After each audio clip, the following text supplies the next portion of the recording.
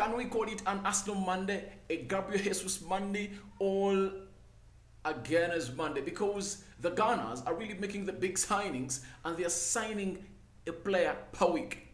They signed Marquinhos the other week. They signed Fabio Vieira last week, and this week they are signing two players, that is Matt Turner and Gabriel Jesus in there for you. In this episode, we are talking Gabriel Jesus flying to London for his medical, or for the Arsenal medical, that is tomorrow, Tuesday, in there for you. And secondly, we are talking so much of Raphinha. Stories coming out yesterday night that Arsenal had pulled out of the Raphinha deal, and we've gotten sure news that Arsenal is still in this a lot, and these journalists are credible. They are so much credible onto this. Welcome to Rokani Media Football. How are you and where are you watching us from? I go by the names of Rokani David. It's a Monday and we are here to let you know that everything is going on as planned there for you. Thank you for watching this channel, guys. Endeavor to subscribe to this channel, guys, and smash the like button.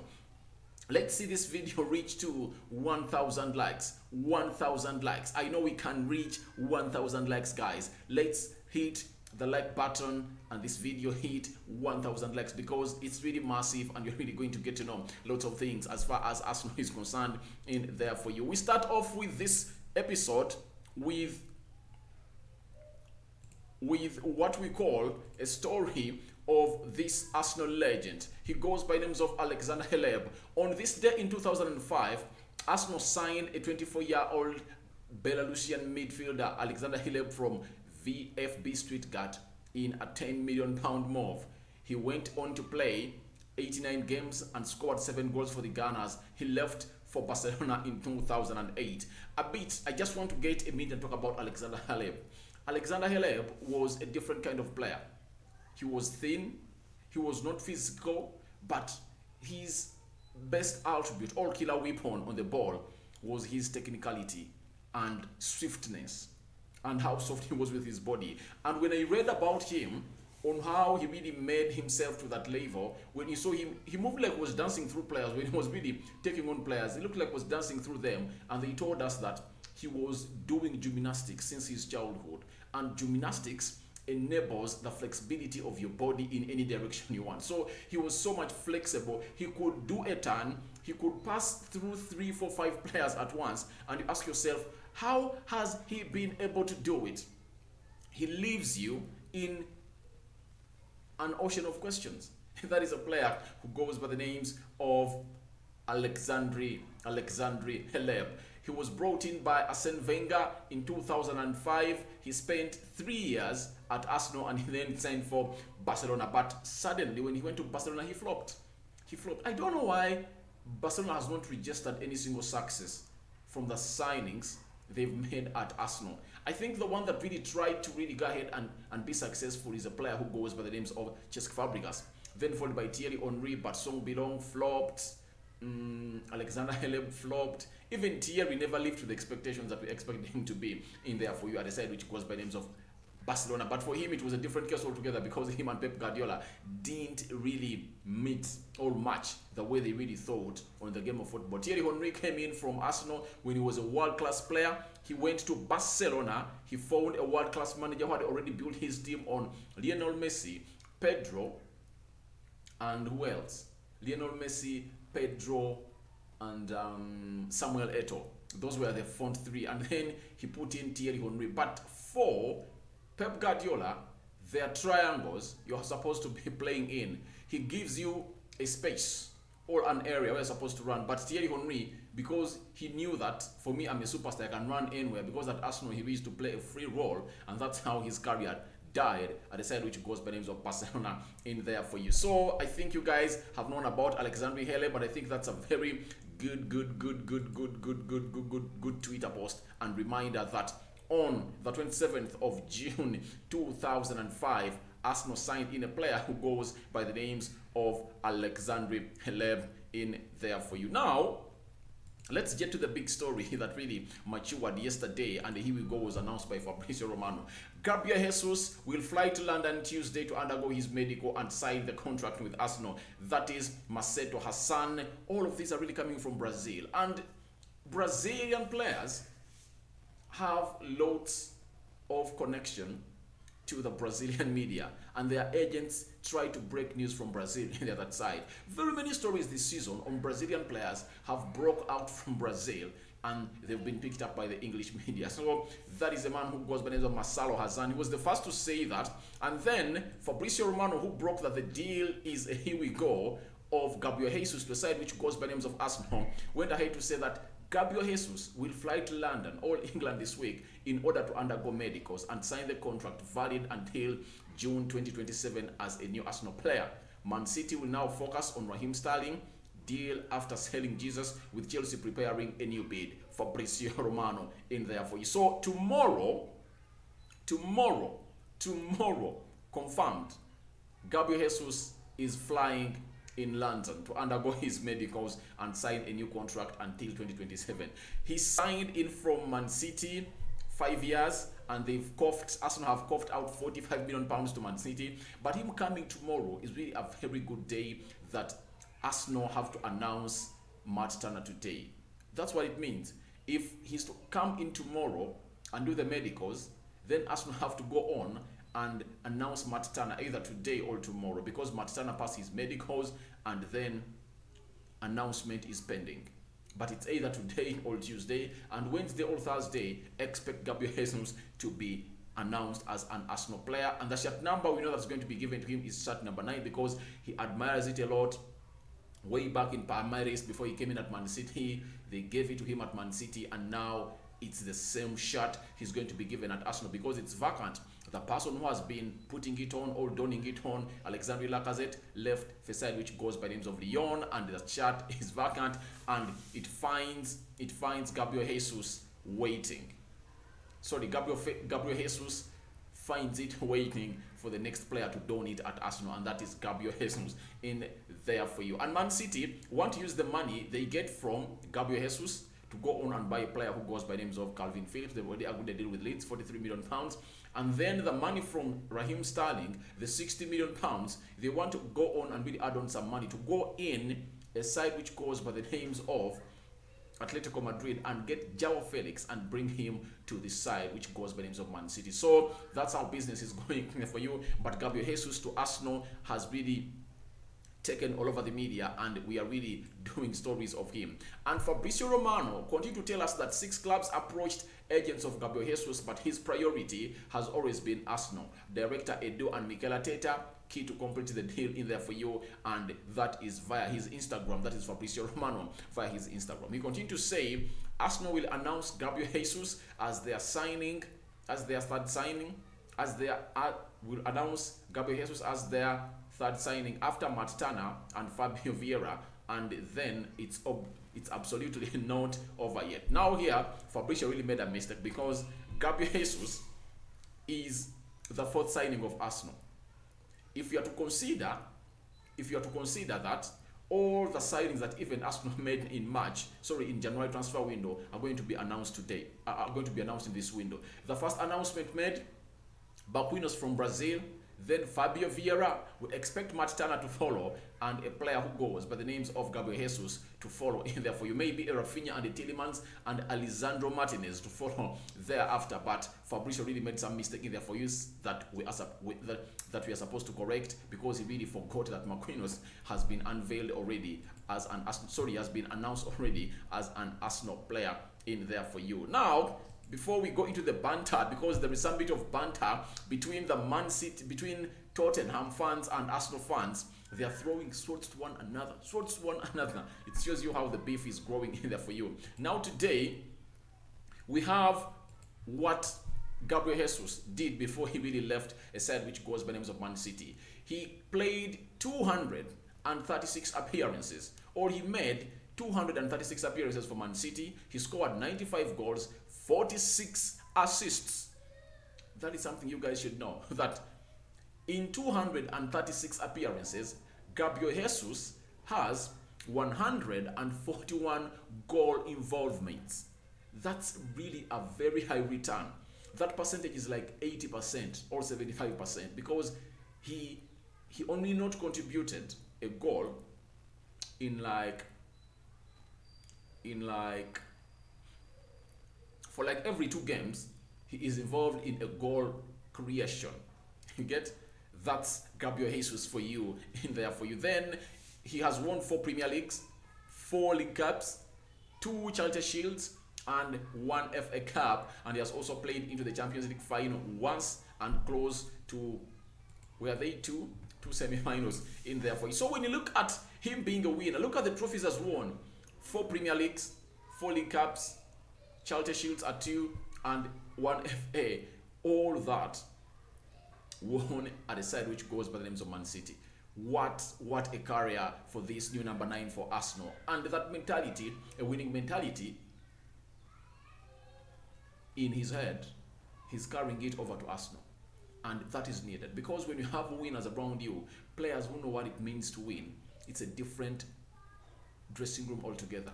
You always think of winning in there for you. So that is Gabriel Jesus in there for you. Now after that, it is a banter that has been developed between the North London clubs. So the North London derby commences. This is a war. Start of the day, Gabriel Jesus has just won the same amount of trophies, that is 9 in England, in 6 seasons, as Spurs 9 have in the last 50 years. So that is a banter. That only one single player that Arsenal has brought in has won, the titles he has won in his career at Man City are equivalent to those that Spurs have won in the last 50 years. Oh my God. But trust me, there comes a Spurs supporter and then challenges them totally. Says, Perisic has won more Champions League than your entire squad has. Oh my God. I'm not a person who really likes banter, but I felt like I should really throw this into this mix because you really needed this, because the battle is already on. The North London battle is already on, and the derby is really going to be so much high in there. And remember, Gabriel Jesus snubbed Tottenham. Tottenham wanted Gabriel Jesus, and he said, no, I'm going to Arsenal. I'm not going to come to play ball at your side in there for you. So that is Gabriel Jesus for you. Now let's get into a story of Barcelona, Arsenal, and Raphinha. Arsenal have withdrawn themselves from the race of Raphinha. He only wants to join Barcelona. That was Joaquin Pierre-Emerick in there for you. After he really broke that story, lots of stories came in through. Jacobs Ben, you know him, Ben Jacobs, CBBS sports journalist, who really broke the news that Arsenal had already agreed a verbal agreement with the Man City, and they had given a player who goes by names of Gabriel Jesus to go on and really agree personal terms with Arsenal, came out and said this: Arsenal have not pulled out of attempting to sign Raphinha and have further talks scheduled with the players' representatives this week. Raphinha wants to assess all his options. That is Ben Jacobs in there for you. Then he continued to say, Raphinha representatives haven't blanked other suitors. Arsenal have further talks scheduled this week. Leeds will hold out for around £60 million. Barcelona need to find those funds. Raphinha wants to assess all options.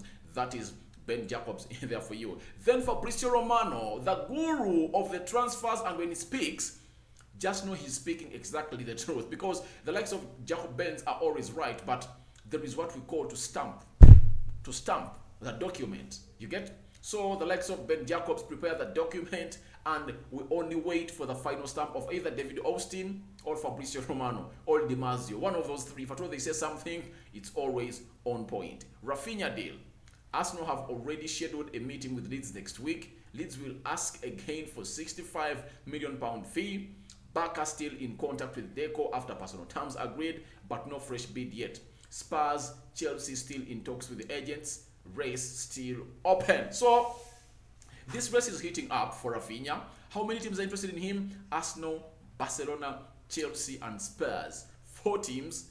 Top teams are really in need of a player who goes by the names of Raphinha. But the amount talked about by Ben Jacobs is £60 million, and Fabrizio is saying the amount in the region of £65 million. So I think it's between 60 and £65 million that Leeds want. And Leeds want this money at once.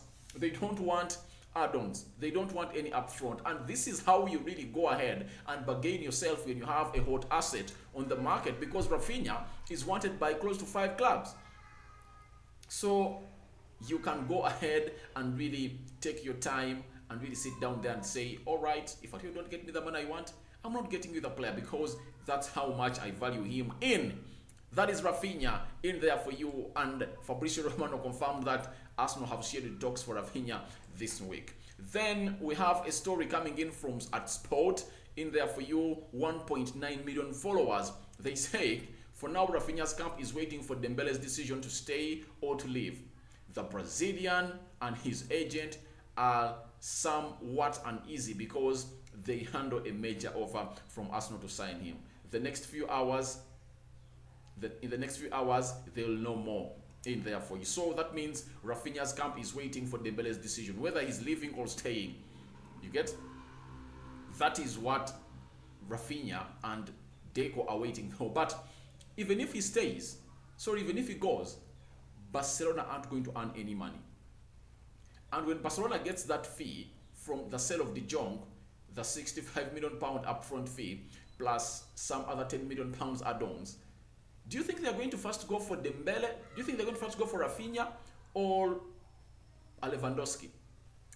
I really believe that Barcelona will go in and get in Lewandowski. But you know, they've already signed a deal and sold their rights to an American company, and they are going to earn close to 700 and 800 million euros. So you never know, when that money comes into their pockets, they'll go on and really say, we have money for Raphinha, we have money for a player who goes by the names of Lewandowski. And they're also interested in other players that they want to bring in at the side which goes by names of Barcelona. Don't forgetting Bernardo Silva from a side which goes by the names of Man City. When you look at the Sport, they continue to say that Deco plans to land in Barcelona in the next few hours to know the outcome of Raphinha. If Dembele leaves, Raphinha will join Barcelona. It relies on Dembele. Arsenal have made a second offer. Leeds are willing to accept, however, they do not have the approval of the player. This is where it gets interesting. That means Arsenal have already made the realistic valuation of Leeds in their second bid. Remember, the first bid of 55 million euros plus 5 million or 15 million add-ons was denied. They put in another bid, and Leeds are waiting an approval for the player. So if at all Raphinha doesn't go to a side which goes by the names of Barcelona, Arsenal is there waiting for him to come in and sign him immediately in there for you. So it shows you that the deal of Raphinha to Barcelona depends on Dembele. But however much depends on Dembele, it also depends on the money. Will Barcelona have sold Frankie de Jong, and which decision will they take? Because the accounting documents and the accounting of the financial year, Barcelona have to submit it in La Liga by the end, before, I think the deadline is 30th June. So they need to bring in football money to go on and really buy in a player that is a side which goes by the names of Barcelona and Raphinha to Arsenal. Now, there is Marc Torres. He works for Marca. You know Marca. It's one of the outsourced for Real Madrid. He has come out and said FC Barcelona have not submitted any official offer for Leeds United for Raphinha because the contract renewal of Dembele is still not ruled out.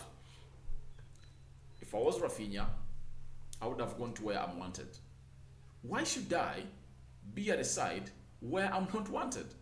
If I was Raphinha, obviously, I trod my studs to Arsenal where I'm needed. However much I know, players from South America like to play for Barcelona. But Raphinha, my dear, when you look at Barcelona and Arsenal, realistically, where are you really going to go ahead and get yourself enough playing time? Where are you going to be seen as a priority? I think to me at Arsenal, Raphinha will go in and be seen as a priority. And I really have it in my mind that even if Raphinha goes and Dembele doesn't go that side, Bernardo Silva will come. When Bernardo Silva comes, the midfield three, you get, it will sometimes be Gavi, Pedri and Busquets. And remember, they're having Frankesi. I don't think Frankesi signed in for Barcelona to say that I'm going to be a bench player. He needs playing time. So I believe the midfield three will be Frankesi, Pedri, and Busquets. Busquets giving the shield, giving the back for that shield, and really being a reference point to that midfield.